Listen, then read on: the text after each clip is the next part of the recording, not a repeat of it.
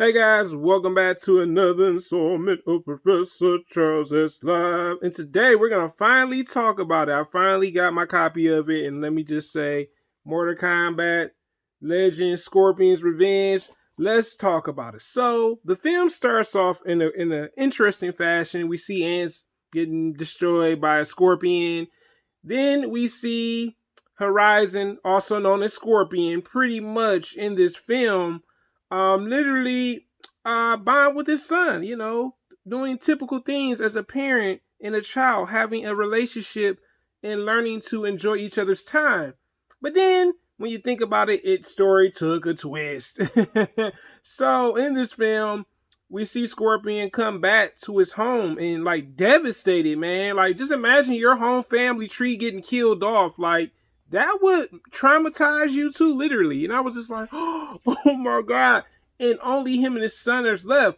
Throughout this film, I'm just gonna say, this film is just like the actual video game. So they have the X-ray visuals when they do moves and stuff. Also in this film, I love how they changed from Scorpion's perspective. Then we see Johnny Cage and Sonya Blade's perspective. Johnny Cage thinking this is an acting gig because we know Johnny Cage he's an actor. He's not a stuntman. You know what I'm saying? I love what Johnny Cage said in this movie when he first met Ray. He's like, "Hey, Merlin." I said, "Bruh." Johnny Cage is sick, man. He is sick in the head. He like, "I'm calling my agent."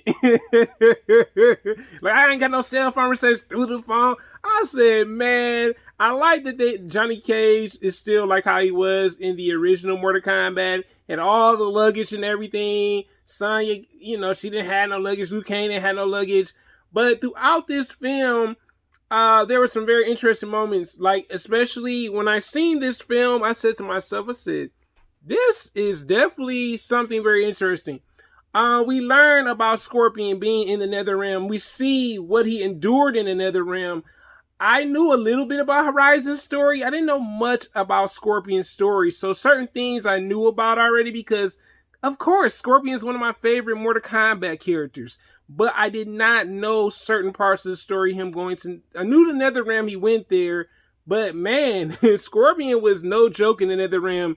He's taking out all types of Nether Realm entities that's living there. And I'm like, man, even the first one, I'm like, bro, you did the Holyfield. You bit his ear off, then killed him. I said, oh my God.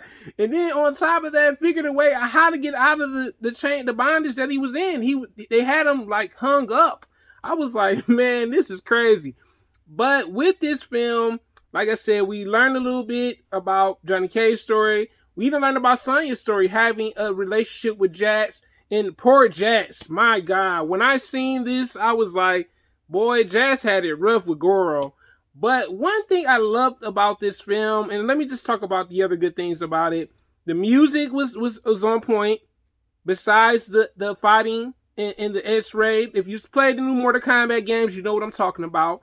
Also, the villains. We see Shang Tsung, Shang Tsung tells us, hey, Shao Kahn won 9 Mortal Kombat tournaments. So if he wins again, he's taking over another territory. You know how Shao Kahn is. And I love that they did not put Shao Kahn in the film until the very end. Because I felt like if we would have had Shao Kahn at the very beginning, it would have ruined everything. Personally, that's just my preference on it.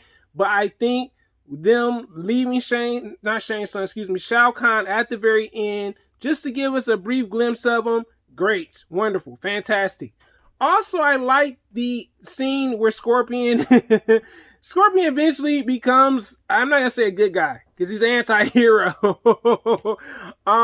We see him kind of learning, to work with others, because we see Scorpion is the Avenger. I mean, the man lost his whole clan to the Lin Kuei, which is Sub-Zero's people, so of course he's out for blood. He's out for revenge. And you could understand his frustration. Even though we seen him fight 2 Sub-Zero clan members of the Lin Kuei, neither one of them were the people that was, the one that had the hit out on his whole clan. But on top of that, what I was just shocked about, and I'm glad they added that aspect into it, Quan Chi was the one that sent the orders to the Lin Kuei. I was like, bro, like, how you gonna double cross my mans? My man's working for you for the tournament. Then on top of that, you double cross him. Then Raiden comes to tell you, oh, I'm sorry guys if I spoiled it for you, but I gotta say that was messed up. And I also love that they had show certain Mortal Kombat moves, like especially when Liu Kang did the fire attack, the bicycle kick. You know, signature Mortal Kombat moves was made this movie actually pretty dope too.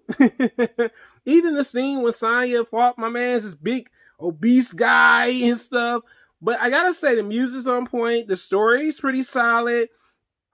I like how they did with Shang Tsung, and we actually saw other Mortal Kombat characters that hasn't been in the movie. I thought that was a good idea. You know, I'm not gonna sit here and lie.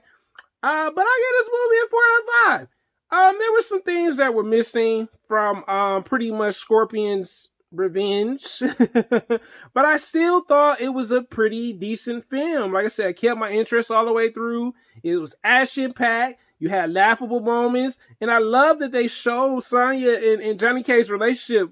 Boy, Johnny Cage liked to play and get Sonya, you know, but also we saw Kano, you know, so we seen familiar characters, some new characters, believe it or not. But I did like the story, and like I said, I think they hinted at the end that we might be getting a sequel the way it ended. But until next time, guys, if you've seen the new Mortal Kombat movie, have you not seen it?